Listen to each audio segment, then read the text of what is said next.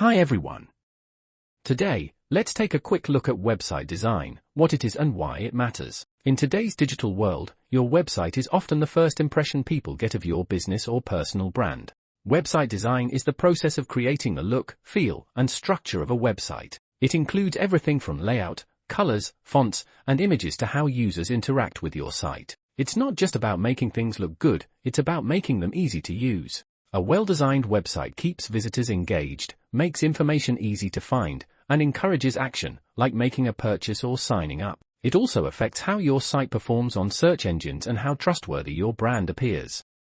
Great website design blends creativity and strategy. It should reflect your goals and meet your users' needs. Whether you're a designer or just someone with a message to share, understanding web design helps you stand out online.